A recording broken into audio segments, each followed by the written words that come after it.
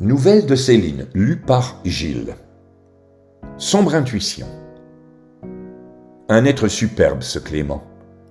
Une perle, bon mari, bon père, bon voisin, toujours de bonne humeur, toujours prêt à rendre service, bon collègue, toujours apprécié et respecté par les salariés comme par le patron. Ce matin du 24 mars, Clément semble préoccupé.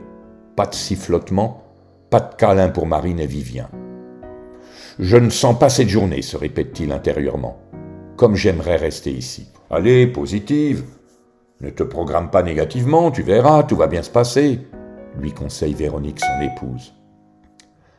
La perspective de cette réunion du comité d'entreprise à 9h l'effraie. On ne va pas y parler des congés ou des projets de formation, mais des licenciements à prévoir. Certainement 57 sur 245 salariés que compte cette entreprise de fabrication de portes et fenêtres qui, désormais, est touchée par la crise économique. Comment annoncer aux délégués syndicaux cette terrible nouvelle ?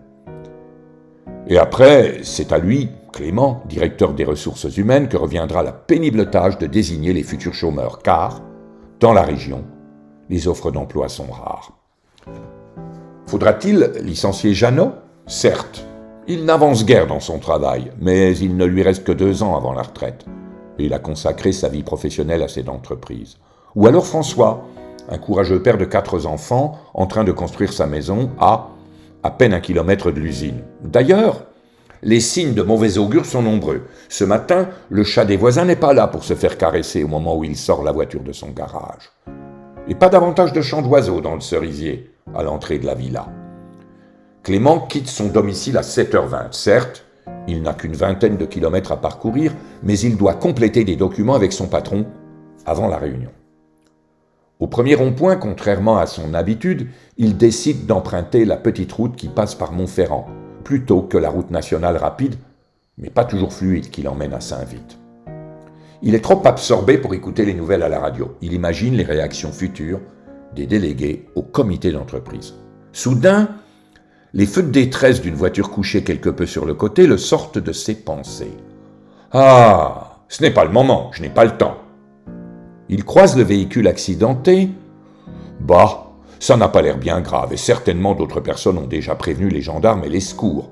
Les occupants ont dû déjà être évacués et de toute façon, je ne peux pas me permettre de prendre du retard. » Clément poursuit sa route. À son arrivée sur le parking de l'entreprise, plusieurs journalistes l'attendent pour qu'il leur fournisse des renseignements sur le plan de licenciement. Ça commence bien. Comme il l'a redouté, la réunion du comité d'entreprise jette la stupeur chez les délégués syndicaux qui avertissent, sans tarder, les salariés du plan de licenciement prévu. Ceux-ci, devant les caméras des journalistes, critiquent ces licenciements, car ils disent « ces licenciements sont dus à une mauvaise gestion de l'entreprise, par son patron et ses cadres ».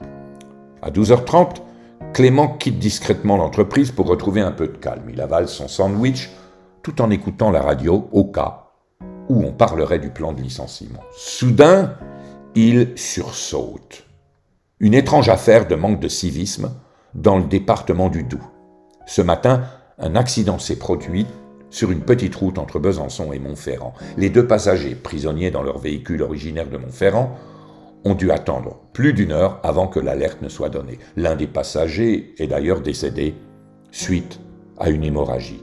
L'autre a indiqué avoir vu plusieurs véhicules passer sans s'arrêter pour porter assistance. Cette affaire provoque l'émotion de la population locale